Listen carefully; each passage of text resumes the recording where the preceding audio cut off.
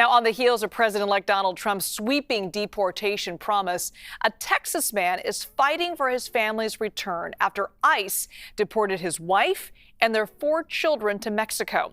Federico Arellano Jr. said that they tried going through the immigration system on their own, but he says authorities arrested his family after missing an immigration hearing. Joining us to go over all the details of this very complicated case is CBS News correspondent Skyler Henry. Skyler, thanks so much for being with us. Although an isolated case, it's one that many immigrants across the country face. We understand that Arellano's wife, Cristina Salazar, was recovering from a surgery at the time of her arrest. What can you tell us about the situation? Yeah, let's put some context on that, Liz. That surgery was one that she was recovering from because it was an emergency C-section after giving birth to twins in September. Doctors told her that she should be recovering at home.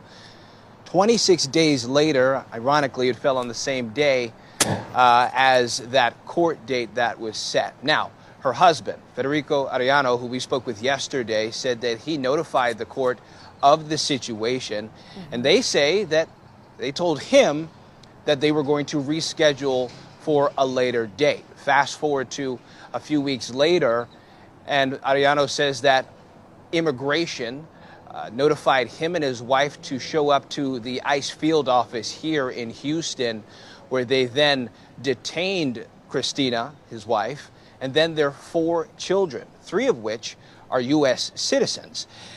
Now we are in an arduous, long process, according to immigration attorneys who represent the family, that say that it will be a very complicated, very difficult process in terms of trying to get the family members back here in the United States.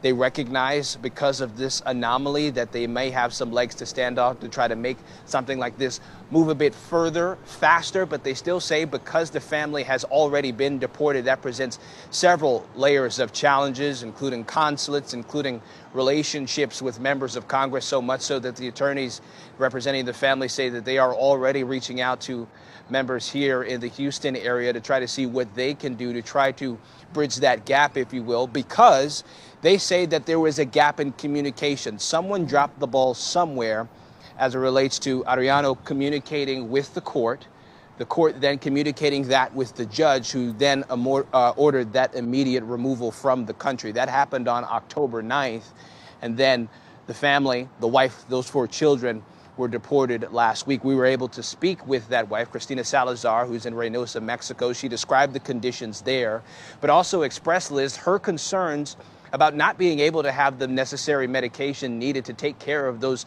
premature babies. Remember, they're supposed to be born right now. They're about 3 months old right now, because it costs so much money to take care of those children in Mexico. So they're relying on those funds being sent from Federico here. But they also say that they want to have access to all of the doctors and all of the care that they need here in the United States. Sure, really hard time for that family.